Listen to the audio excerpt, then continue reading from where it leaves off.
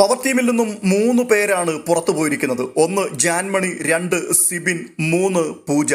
ജാൻമണി പുറത്തു പോകുന്ന സമയത്ത് തനിക്ക് പകരമായി പവർ ടീമിലേക്ക് ആരെ നിയോഗിക്കണം എന്ന് ചോദിച്ചപ്പോൾ താൻ ശ്രീരേഖയുടെ പേരാണ് നിർദ്ദേശിച്ചത്. അതുകൊണ്ട് ശ്രീരേഖ അവിടേക്ക് എത്തി.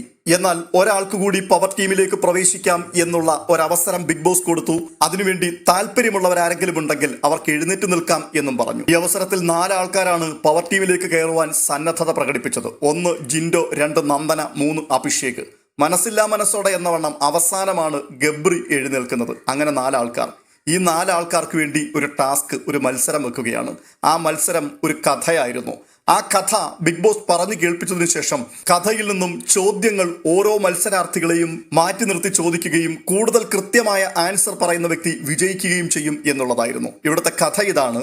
വിശാലാക്ഷിയുടെ മകളുടെ മകൻ കോമളാങ്കൻ 4 പശുക്കളും 6 ആടുകളുമായി കുന്നിൻ ചെരുവിലെ 7 അടി ഉയരത്തിൽ മുള്ളുവേലി കെട്ടിത്തിരിച്ചതിന്റെ വലതുവശത്തുള്ള പാതയിലൂടെ പോവുകയായിരുന്നു. അപ്പോൾ 2 കുട്ടിയാനകളും 5 കൊമ്പനാനകളും 3 പിടിയാനകളും പടിഞ്ഞാറ് ഭാഗത്ത് വേലി പൊട്ടിയിടം ഇളക്കി മാറ്റി ഇടതുവശത്ത് കാണുന്ന പുഴയിലേക്ക് വെള്ളം കുടിക്കാനായി നടന്നു നീങ്ങി. ആനകളെ കണ്ട് പേടിച്ച് 2 ആട്ടിൻകുട്ടികൾ കിഴക്ക് ഭാഗത്തുള്ള ഘോരവാൻ ഗുഹയിലും 3 പശുക്കൾ കുറ്റിക്കാട്ടിലും ഓടിയൊളിച്ചു. പരിഭ്രാന്തനായ കോമളാങ്കൻ തിരഞ്ഞു നടന്ന് കാണാതായ ഒരാട്ടിൻകുട്ടിയെയും 2 പശുക്കളെയും കണ്ടെത്തി.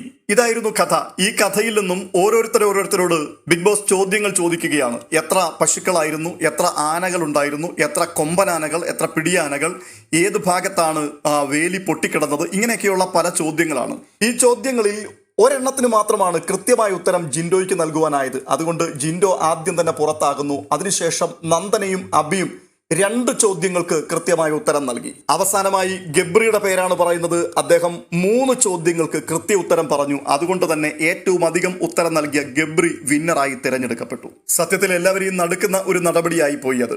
ഗബ്രി പവർ റൂമിൽ കയറി എന്നുള്ളതിന്റെ പ്രൊമോ കഴിഞ്ഞ ദിവസം വന്നപ്പോൾ തന്നെ പല ആൾക്കാരും പറഞ്ഞിരുന്നു ഗബ്രിയെ പുറത്തു വിടാതിരിക്കുവാൻ വേണ്ടി ബിഗ് ബോസ് അണ്ണന്റെ വലിയ കളികളാണ് ഇവിടെ നടന്നുകൊണ്ടിരിക്കുന്നത്. എന്തോ വളഞ്ഞ വഴിയിൽ കൂടി ബിഗ് ബോസ് അദ്ദേഹത്തെ അവിടെ നിലനിർത്തുവാൻ വേണ്ടി പവർ റൂമിൽ കയറ്റി എന്നൊക്കെയായിരുന്നു. പക്ഷേ മത്സരിച്ച് ആ മത്സരത്തിൽ ഓർമ്മശക്തി കൊണ്ട് തന്നെ വിജയിച്ച് കയറിയാണ് ഇപ്പോൾ പവർ റൂമിലേക്ക് അദ്ദേഹം എത്തിപ്പെട്ടിരിക്കുന്നത്. എന്നാൽ പവർ റൂമിനകത്തുള്ള ബാക്കി 3 ആൾക്കാർ, ഋഷി, ശരണ്യ, ശ്രീരേഖ, ഈ 3 ആൾക്കാർ കടുത്ത അസംതൃപ്തിയിലാണ്. അതുകൊണ്ട് തന്നെ ഗബ്രി പുറത്തുപോയ സമയത്ത് അവർ 3 പേരും കൂടി അവിടെ ഗ്രൂപ്പ് മീറ്റിംഗ് ഉൾപ്പെടെ നടത്തി കഴിഞ്ഞു. ഗബ്രിക്കെതിരായിട്ട് കളിക്കുക എന്നുള്ളതിന്റെ പദ്ധതികളും അതിനകത്ത് റെഡിയാക്കി കഴിഞ്ഞിരിക്കുന്നു. നമുക്കിഷ്ടമല്ലാത്ത കാര്യം ഗബ്രി പറഞ്ഞാൽ അപ്പോൾ തന്നെ നമ്മൾ 3 പേരും കൂടി ചേർന്ന് ഗബ്രിയെ ഒറ്റപ്പെടുത്തുക എന്ന ഒരു തീരുമാനത്തിലേക്ക് 3 ആൾക്കാരും എത്തപ്പെട്ടിരിക്കുകയാണ്. അതുകൊണ്ട് തന്നെ ഈ ആഴ്ചത്തെ പവർ ടീം എന്തായിരിക്കും എന്നുള്ളത് കണ്ടറിയേണ്ട കാര്യമാണ്. നമുക്കതിനു വേണ്ടി കാത്തിരിക്കാം. മറ്റൊരു അപ്ഡേഷനുമായി വീണ്ടും കാണാം.